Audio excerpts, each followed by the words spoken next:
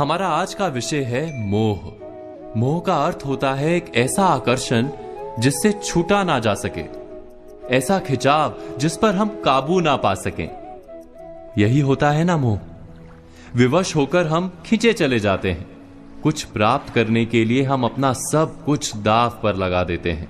वो मोह का पात्र कोई व्यक्ति हो सकता है, सत्ता हो सकती है, संपत्ति हो सकती है, कोई वस्तु हो सकती है, या शराब और जुए जैसा कोई व्यसन हो सकता है। जिस प्रकार लोहा चुंबक से छूट नहीं सकता, वैसे ही हम अपने मोह से छूट नहीं पाते। और हम मानते हैं कि मोह केवल हमारे प्रेम का गहरा रूप है। क्या ये सत्य नहीं? क्या हम मोह को प्रेम ही नहीं समझते? और फिर भी विचारकों ने, संतों ने मोह से छूटने का उपदेश दिया है। ऐसा क्यों है? मोह और प्रेम में भेद क्या है? हम विचार कर रहे थे मोह के विषय में। हमें तो सदा ही हमारे मन का मोह प्रेम लगता है, किंतु गहराई से विचार करेंगे तो हम तुरंत ही जान पाएंगे कि प्रेम और मोह के बीच एक बुनियादी भेद है।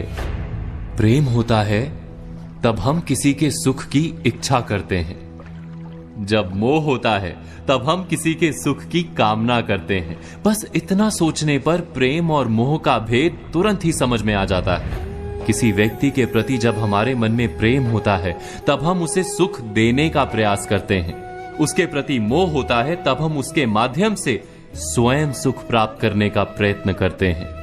क्या ये सत्य नहीं? प्रेम के केंद्र में हम नहीं होते, मोह के केंद्र में केवल हम होते हैं।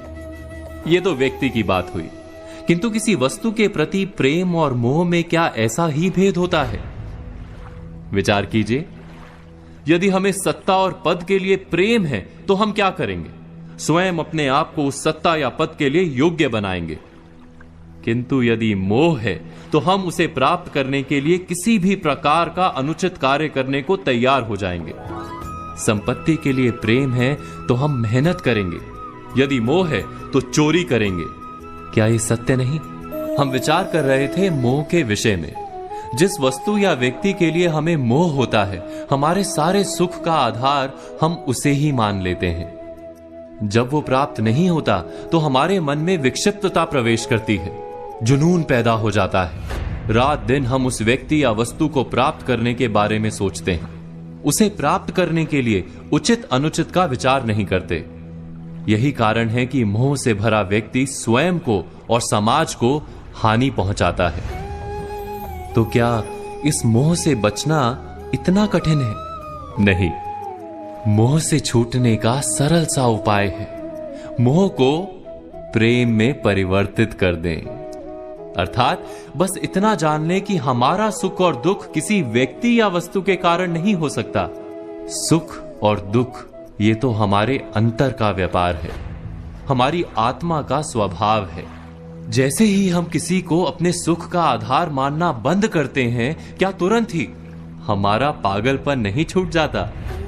एक छोटी सी बात से विचार समझा जा सकता है। बचपन में खेल के लिए पागलपन था, बड़े होने पर खेल के प्रति प्रेम अवश्य है, किंतु अब पागलपन नहीं। अर्थात मोह बांधने का प्रयास करता है, इसीलिए सदा ही दुख का कारण होता है।